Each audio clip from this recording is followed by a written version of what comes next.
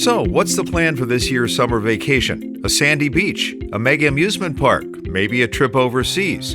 Getting away is fun. Getting there can be a hassle, especially when your trip involves airplane flights during the busy summer vacation season. The planes are going to be packed again this year, and the system is stretched to the limit, so you need to be prepared for things to go wrong. I'm Herb Weisbaum, the Consumer Man, a contributing editor at checkbook.org. Welcome to Consumerpedia at checkbook.org. We're the nonprofit that helps consumers select services, avoid trouble, and save money.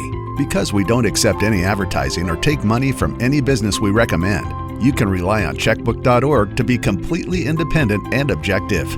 Now, here's the host of Consumerpedia, America's consumer expert, the Consumer Man, Herb Weisbaum. Americans are ready to travel again like they did before the pandemic. According to a survey reported by The Vacationer, 85% of all Americans plan to travel this summer. 42% say they'll travel more than last year. A few weeks ago, Delta Airlines reported that 75% of its international flights are already booked. In this episode of Consumerpedia, we're going to talk to someone who loves to travel and writes about it. Christopher Elliott writes the syndicated On Travel column. His other weekly column, The Travel Troubleshooter, tries to help people solve their travel problems. Chris is never in one place for very long, so he's joining us today from New Zealand, about 7,500 miles away from where I am in Seattle. Hello, Chris. It's nice to talk to you. Hey, Herb. How are you? Doing just great, but of course I'm here in Seattle and you're in New Zealand. When I first started talking to you about this segment a few weeks ago, you were in Tasmania and then Australia. Boy, you sure do get around. I have a nomadic lifestyle, so I'm always in a different place.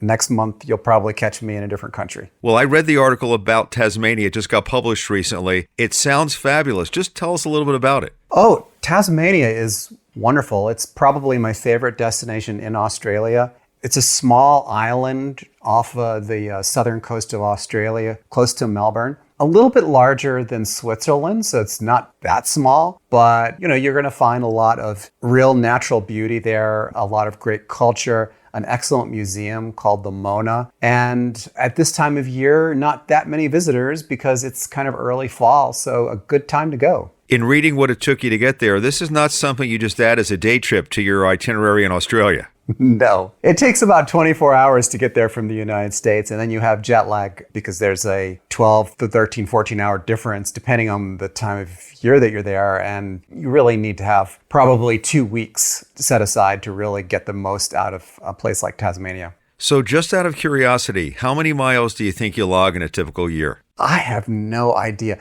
It's a lot, though. I can tell you that between last December and January, so just in the period of 1 month, we probably went around the world one time. What some people won't do to stay one step ahead of the IRS. Oh, no. I pay all my taxes. Don't worry. I'm just being a wise guy. So most of us are not the road warrior you are, so we need some help. From all indications, this summer's travel season is going to be another real challenge, especially for those of us who fly. Prices are up and planes are full, right? That's right. Yeah. It's looking like another sold-out summer. Are the airlines and the airports ready for it? No, I don't think so. Last summer was one disaster after another, and then a short reprieve. And then we had what happened over the holidays, which was really on orders of magnitude worse. The airlines, and this is true for the entire travel industry, but specifically the airlines, have had a real challenge hiring people and keeping them. There's a pilot shortage. Airlines are not up to their pre-pandemic capacity yet. And so combine that with all the demand for air travel, and you could easily see a replay of what we had last year. So we could see the whole cancellation, luggage nightmares, everything that took place in the news that kept us so occupied last summer. Yeah, you remember those pictures of Heathrow Airport with all the luggage piled up. I think we could see that again. Now, the interesting thing about all this is that most of the people who do the kind of previews of the summer have been telling me, yeah, this is going to be a sold-out summer. Everyone wants to go somewhere. But, you talk to travelers and then you talk to some of the contrarians and they will tell you that, with the way things are going now, with the economy kind of cooling off and some recession fears and even some travel fatigue that's set in from last year, it might not be that busy. So a lot of folks are actually waiting to make their reservations until the last minute. It's possible that it still might not be that sold out. So I don't know. What I'm hearing is from a number of people who haven't traveled in a couple of years because of the pandemic. For instance, some friends we had dinner with the other night, they had no idea what basic economy was. They didn't realize you don't get a seat with basic economy. And my fear is that some people who haven't traveled in a while may get themselves stuck in a situation like that or not realize all the fees that are involved for baggage and that sort of thing. You really have to be knowledgeable. If you haven't flown for a while, things are a little different on the airlines these days. That's absolutely true. If you haven't flown in a while, you need to know that there are, and it's not just the tickets that you're talking about, the basic economy tickets where you don't get any frequent flyer miles, you don't get a seat assignment. It's also the luggage situation, which if you didn't travel last summer, or if you haven't flown on a European or Australian discount carrier or Asian discount carrier, you wouldn't know this. But they are very, very strict now about carry-on luggage. They will weigh and put through a template, not just your checked bag, but your carry-on bag as well. And if it's over, they will either ask you to pay more or you have to abandon your bag. I've actually talked to some people who had to abandon their bags at the airport. It's a terrible thing. And the reason that they're doing this is that they want to get that extra revenue. Airlines don't really charge change fees anymore. They stopped doing that during the pandemic. So for them now, luggage is the big revenue generator. And they want to monetize every single bag. They will try to get you to pay extra when you're buying your ticket, and if you don't, then they'll try to charge you even more when you're checking in. Well, I assume you must have credit cards with the different airlines that allow you to check some free baggage. I know I did that when I started flying again. I got the credit card of the airline I fly the most. Actually, no, I don't. I knew you were going to laugh at that. I do not collect frequent flyer points or miles. I think that the whole system is pretty screwed up the way it is right now, where people are trying to game the system and get free, and I'm using air quotes when I say free tickets. So I don't participate in that at all. I think that actually being a member of a loyalty program, and I'm not judging, by the way, this is just my own opinion for me. Being a member of a loyalty program, it clouds your judgment because you have to be loyal to this one airline, and you'll end up paying extra or paying for a more expensive ticket just for the miles, which is exactly what the airline wants you to do. You end up actually paying more money for your ticket than you should. I'm talking about people who, will have 5 or 6 different credit cards, and they go on all those points blogs and try to game it to get free tickets. That's just nonsense. And so cruise lines, from what I hear, are also expecting a record year. The cruises are booked, and a lot of the advanced cruises are booked. Any intel you have on that for us? Yeah, I mean, this is kind of the first really normal year. Most cruise lines don't have vaccine requirements, and so this is the first kind of normal year. So there's that. But then also, I think there's some real opportunities during the off season. Prices are extremely aggressive, very low right now. But you have to remember that they are going to charge you extra for everything. The moment you get on the ship, someone hands you a mimosa, that's going to go on your room. You've got the wristband, and the temptation is to swipe that thing, go eat at one of the restaurants. Add to that also the tips, the mandatory tips that you're paying, and you end up paying a whole lot more than $79 a night. Chris, what are you seeing with the rental car market? Are prices still sky high and availability limited? It's much better now. I've talked to numerous car rental companies, and they are saying that the crisis is over and that they have cars available now. And from consumers, I also hear that prices are coming down again or have come down. So this is probably going to be a good summer to rent a car. The internet makes it really easy to find vacation deals or get taken by a scammer if you're unlucky. Up next, we're going to find out the sites that Chris likes the best. I'm Herb Weisbaum, and you're listening to Consumerpedia on checkbook.org. If you like what you hear, we hope you'll consider being a Consumerpedia supporter by using the link at the bottom of the show notes to make a small contribution each month. This is Consumerpedia. We're talking to Christopher Elliott from New Zealand. He writes a syndicated travel troubleshooter column. And Chris, I got to tell you, the folks at checkbook.org are big fans. So we're really glad to have you on the Consumerpedia podcast this time.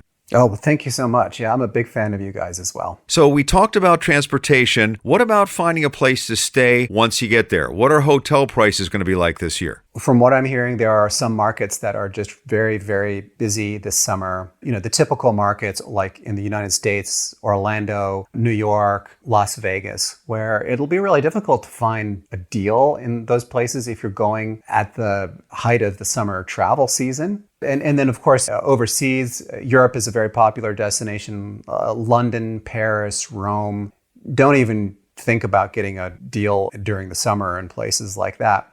But there are workarounds, though. And I'll give you an example. I spent 1 month in Paris last summer and 1 month in Rome. Now, I have a different situation where I'm live in a different place every month, but I managed to find some accommodations that were just outside of town, not too far, but that were very reasonably priced and were close to a lot of the things that you need to be close to, shopping and nice restaurants too. And then you can just take a train into town. So I think that if you do have to go to one of these very popular destinations, it helps to think differently about where you're trying to go. And instead of going to where all the other people are going to, for example, in Las Vegas, if you want to go to Paradise, where all the strip is and where everyone wants to go, but you may be able to find accommodations just outside of town for a lot less. So just thinking differently, zigging when everyone zags, as they say. I know a lot of people who book their vacation through the airline. So it's a package deal, so it includes the rental car and the airfare and the where they're staying, the accommodations. Do you think you get a better deal that way? Are you a fan of these programs or not? Yeah, I like those programs a lot. They benefit the airline a lot because the airlines will buy those hotels in bulk and then resell them to you at a markup. But that markup is often less than what you would find if you were buying it directly through the hotel through its website. So it's a pretty good deal for everyone. And you may be able to find a package that just makes sense with your budget. I say go for it. Some people, as you know, prefer vacation rentals, a lot different than booking with a major hotel. What sort of problems do you hear from readers who book these rentals, and how do we prevent them? Yeah, the vacation rental market's getting a little frothy right now. Everyone's got an Airbnb. Everyone wants to be a host. And so you find a lot of very substandard rentals that are being listed. The best way to avoid those is to make sure that the property that you're booking has been rated. I would just try to find at least 10 credible ratings on a property. You don't want to go rent a place that has 0 ratings. That's usually a bad sign. Some of the other things that people are complaining about, one big one is the hosts trying to get you to pay off platform. And of course, then you're not protected. And so you may end up wiring money to someone who's not even a vacation rental owner. The other thing is also people who are in a rental where they're being required to clean the rental or pay a very high cleaning fee, or both in some cases. And that's getting a lot of complaints too. And if I'm not mistaken, you hear from people who complain to the company that's behind these individual rentals. And in many cases, the people aren't taken care of. They don't get help from the big company, which is why they're contacting you. Right. I run a consumer advocacy organization. It's called Elliott Advocacy. And if you ever need help, go to the website. I have a list of things that I can help people with. It's at elliottadvocacy.org. But yeah, I deal with people who run into problems with vacation rental platforms. Right now, the most complaints I'm getting are from people who get banned by like Airbnb, and they don't even know why. And Airbnb won't tell them why. But certainly, if you go to a vacation rental and you choose to try to check in and it doesn't meet your expectations, and then the platform, Airbnb or VRBO, won't help you, that's usually where I come in. Who's being banned with Airbnb, the renters or the people trying to rent? It's actually both. I've talked to hosts who say they've been banned and they don't know why. But more often, it's actually renters who try to make a reservation on Airbnb and then they discover that their accounts have been frozen and they don't know why. The interesting thing is that Airbnb will run criminal background checks on you, and people are not aware of that. So if you have something like a DUI, you could get banned from Airbnb. And sometimes all you have to do is be associated with someone who has a criminal record. That could also lead to a banning. This is getting to be a common problem across all of our commerce now, that these algorithms are doing things behind the scenes that we have no idea why they're blocking us, banning us, shutting us down or whatever. And it's really getting to be something that's got to be dealt with sooner or later by some regulators, because it's getting way out of hand. And the consumer has no rights because you don't even know what happened to you. Yeah, they won't even tell you. I mean, I think a business has the right to do business with whomever it wants to, as long as it's within the law. But these bannings that are taking place are very troubling because you don't even know why you're being banned. And sometimes you don't find out about it until very late in the game. You try to log in, realize that you can't get in because you've been frozen out. There's got to be a better way of doing that. Agreed. When it comes to finding the best vacation deals, there are lots of websites that say they can help you. Are there a few that you really like the best? You'll probably be disappointed in my answer, Herb, but I try to keep things very simple. For flights, I always go to Google Flights. Just searches all of the airlines and will give you not just the lowest price, but also any number of different permutations that will get you to your destination. So fare combinations and city pair combinations with various connections. So I like that a lot. But I also really like booking engines like Booking.com and Expedia.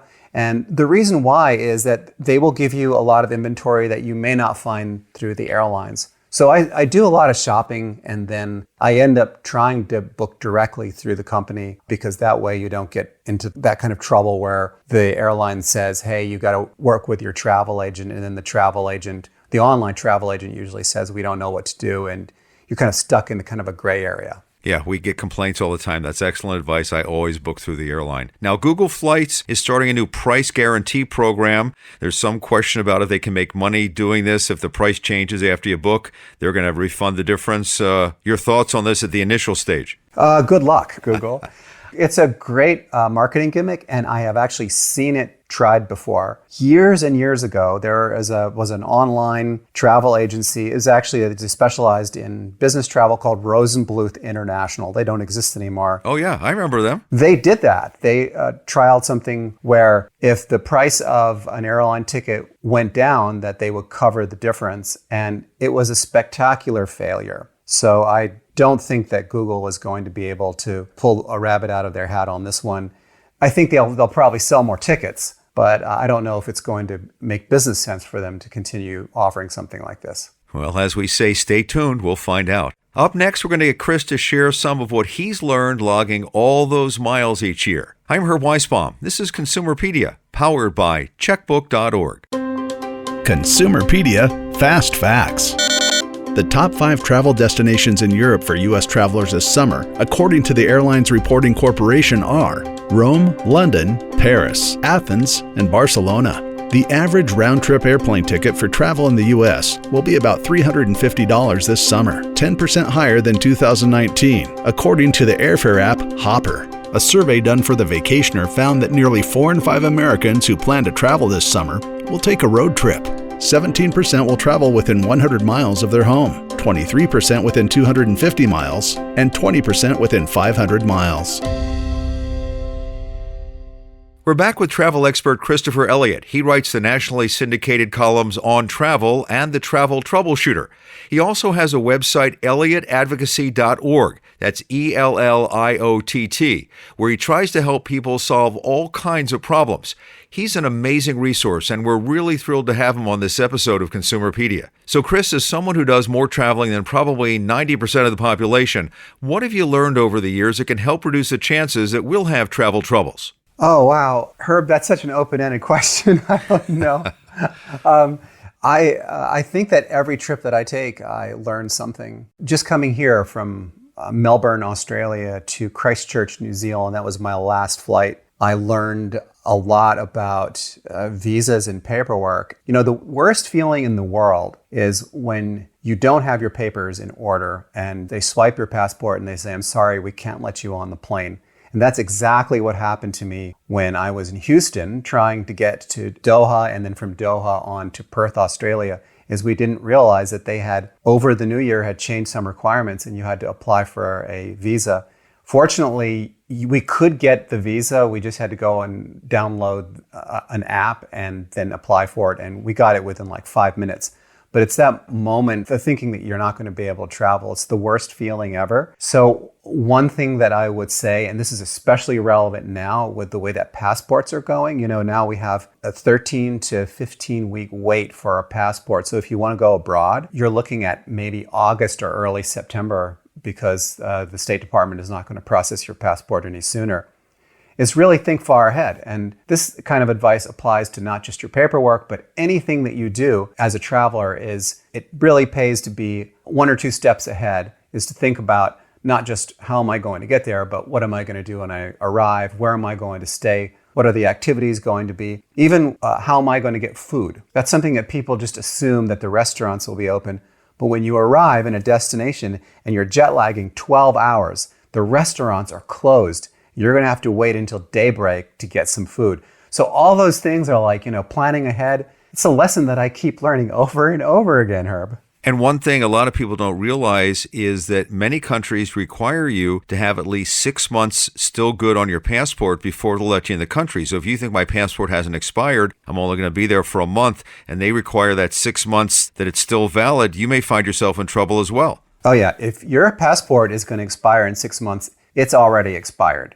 So just go get a new one, get a renewal. And then the other thing too I wanted to mention is extra pages. So get the 52-page book if you can. It's a little bit aspirational, but get the 52-page because a lot of countries require there to be a blank page.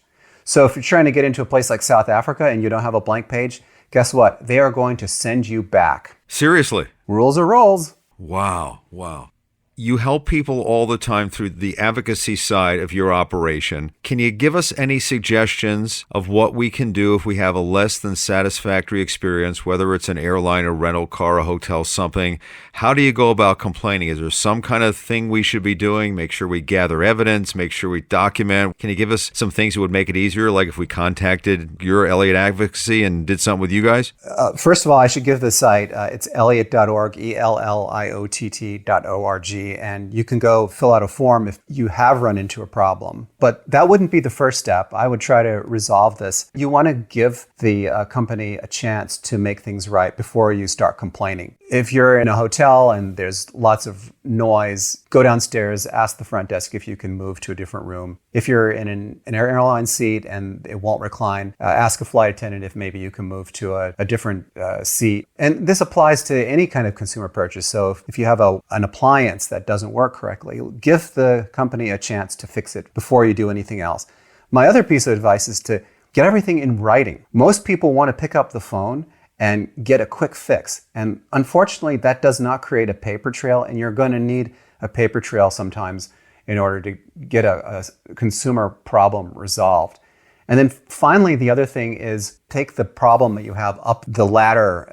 And so you go try the front door, you fill out the form on the website. If that doesn't work, then you start appealing to some of the managers. And I list the names, numbers, and email addresses of all of the managers, the vice presidents, the CEO on my website. That's elliott.org, 2 L's, 2 T's. We have more than 500 companies listed there. And I have a research team that actually tries to get the actual email addresses and phone numbers of these managers. So you can contact them and you can appeal your case to them. And then if that doesn't work, you can reach out to us, fill out that form on the site, and we're always happy to help you. By the way, I suggested that someone use your site to get that contact information. He was having an auto problem. He found the right person to contact. He sent them an email after getting the runaround for 3 months about his car problems. The next day, he had a response from the company saying, sorry about what happened. We'll be in touch by tomorrow. Oh, I love that story. Yeah. We don't always hear from people when they use our company contact information. But, I got so tired of hearing from consumers, and they would tell me, I was on the phone with the company and I said, hey, can I speak with your manager?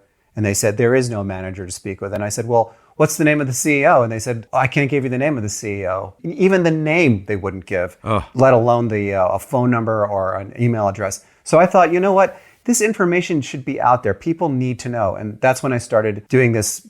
People have called it vigilante journalism, but it's really, I think that everyone should know this information and it needs to be out there. One final thing. As I said, I read your column all the time. A recent column, you spoke about the summer seat squeeze. Can you give a little recap and tell people basically what that was all about? Yeah, well, airlines are in an almost constant state of moving their seats closer together. Right now, the Department of Transportation, and actually it's the FAA, is under a requirement to set a minimum seat size. And airlines are trying to move their seats as close together as possible before that decision is made.